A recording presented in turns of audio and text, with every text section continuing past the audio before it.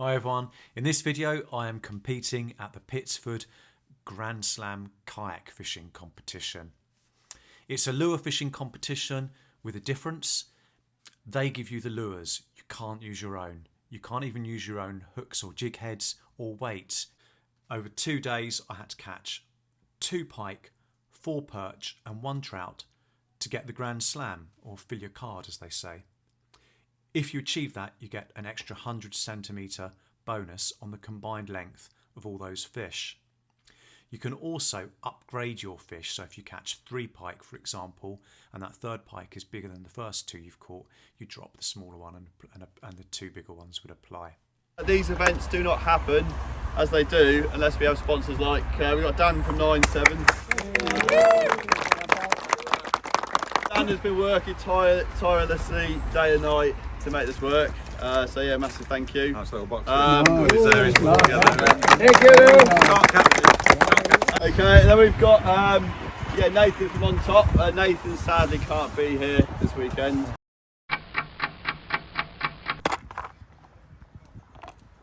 Bloody hell, look at that.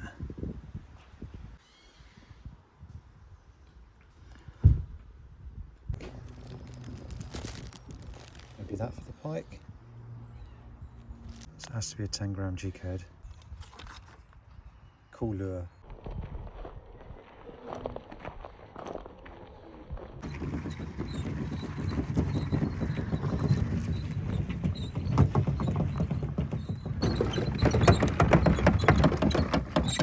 So 38 competitors individually competing, but also I think there was 11 teams of 3 doing the team event. It's also called back to basics because you're not allowed to take any tech on board your kayak, so no fish finders, no GPS mapping, so you couldn't really ask for a more level playing field.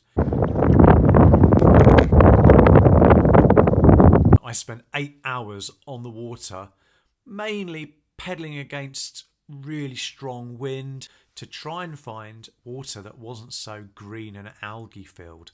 I got it in my head that the launch area would be too green to chuck lures about in effectively, and I ended up bottom of the leaderboard. The great thing about the competition is that you can camp there overnight, and it meant that I could put the world to rights, have a chat with some of the other anglers, work out how they got on. No one wants to give away all their tricks, but people are willing to help, and I hatched a strategy with my fellow teammates Ian and Kevin to try and save some face more than anything else. I ruled myself out of the competition because I was last, but did decide that I would try and do what's right for the team and get a pike early hours on day 2. I made a beeline straight for the opposite bank in the more sheltered area where people had fish the day before, and went for the area that I thought would have the most shade before that sun got up. With only 3 jig heads in the box, all the same size, I had a problem. The Fire Tiger had the right brightness to fish in that murky water over the other lures, but the jig heads were too small. Imagine if that head was still on there. It would look something like that. And people were saying they were losing fish or not getting proper hookups. So what I did is bit the head off the lure. Well, that doesn't look great, but bit the head off, and I bent the hook out with a pair of pliers right on the bend to make the point more prominent. So instead of being like that, it's nice and prominent like that. And I just threaded it as close to the top of the lure as I possibly could. And it paid off. After trying and failing to catch a second pike with the Fire Tiger shad, I made my way up into the main reservoir after an hour to try and get some perch or trout, but saw some really enticing looking weed beds where I thought the pike may have been hiding away.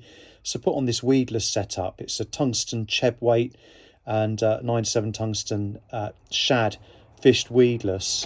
So as a fish bites, it exposes the hook point, and the head is kept on with the stop here, and that again paid off. First, second cast, a pike. Okay, only a tiny one, but it was immaculate. Today is a much more beautiful day than it was yesterday. So I can actually do some video recording. Yesterday was a controversial day because we had someone disqualified. Lots of rules here, like not fishing too close to the 50 metres away from the bridge you've got to be, where the road tunnel is. A few people bending the rules a little bit on that. The water's so green. What I particularly like about this setup is that there's no snap links to catch weed. Any weed that you're fishing through just glides straight over.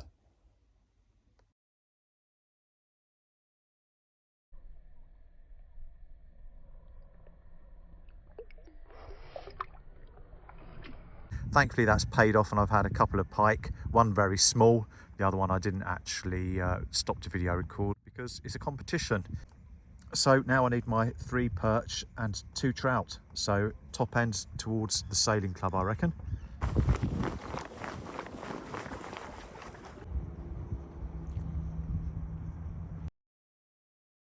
One of the temptations is to try and use a lure that's going to kill 3 birds with 1 stone, but the perch have been picked up in the deeper water.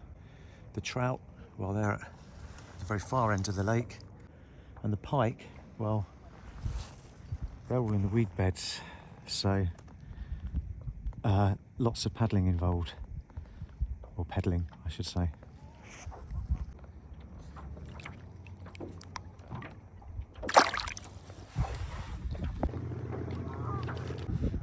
Best fish of the day. Get in. What's here? 78 centimetres. So you have noticed from the pictures of the fish that I caught that we've got to measure them, and that's got to be showing. So it's a right old rigmarole trying to measure a fish, photograph a fish and then upload it. But that's all part of the fun, heart in mouth stuff. So on my drop shot rig, you can see you've got to improvise using 2 leads there just so I can get a nice vertical drop in very deep water and fish the lure fairly static. And that drop shot that's about a foot up.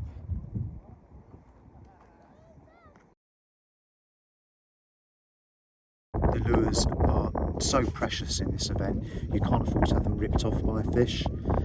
So even though I wasn't fishing that weedless, I still put that little stopper on.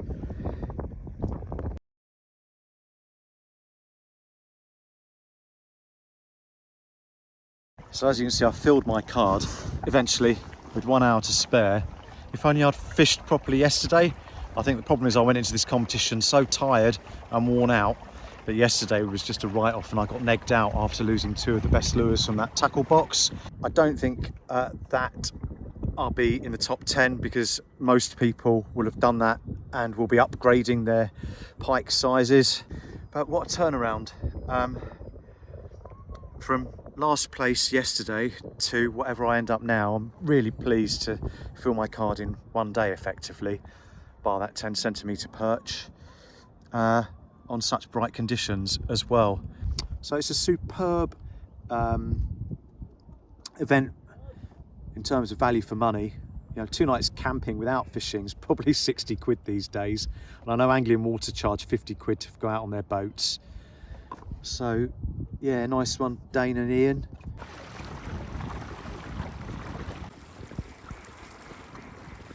And you, Alex, come on.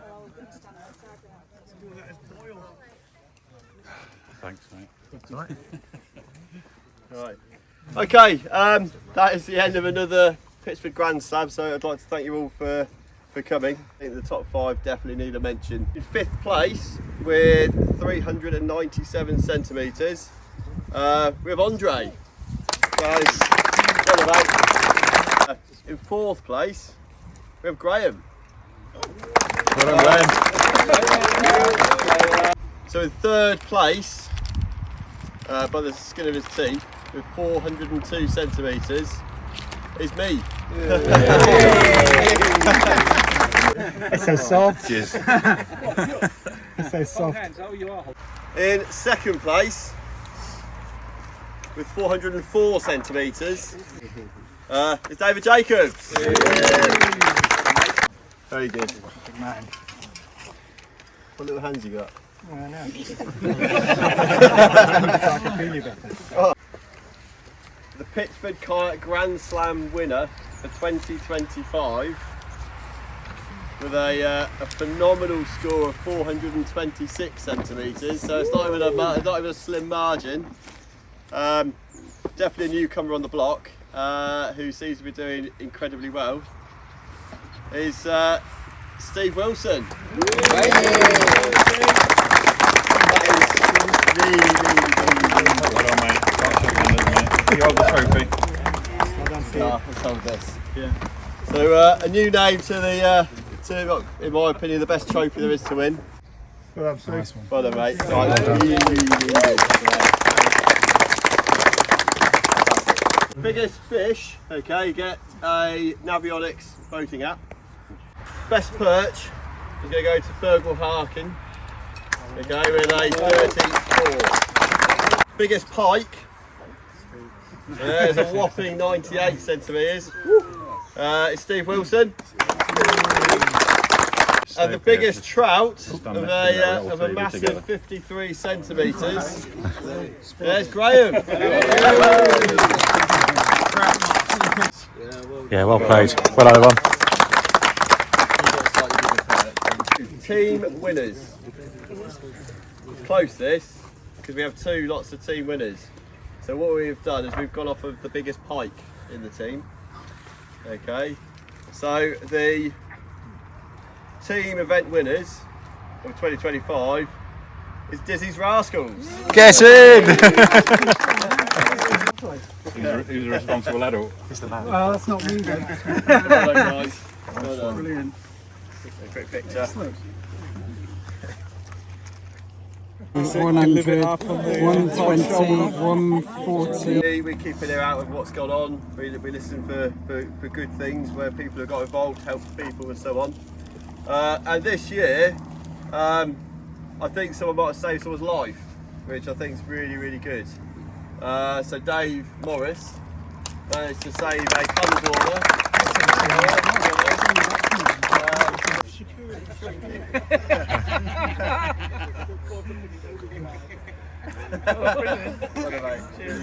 Well done, Dave.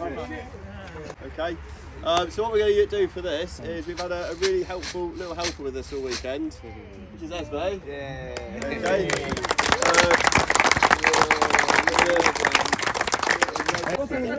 And if you've lost your tag, you can't win, can you, Ben? Number is it? 39. 39. Richard Archer.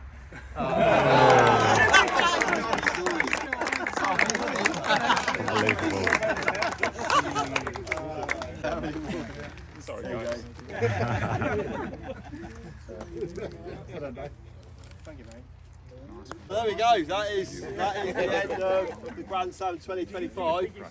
Has everyone enjoyed themselves? Yeah, absolutely, yeah. Good? Yeah. So yeah, what's thank Dan for all his help.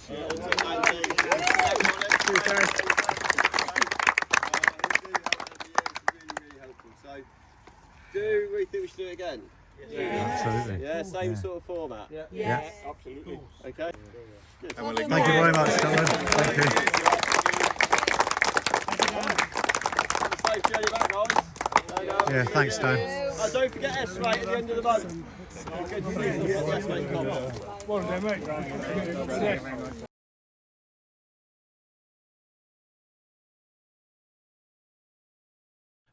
It's a really good social. If you're interested in getting into competition fishing on the kayak, you couldn't really do better than this event because it's also got a really good atmosphere. It's about the social as much as it is about the competition, and it's got a huge emphasis on making it fun and friendly, which is just as well because I needed hugs after the end of day one.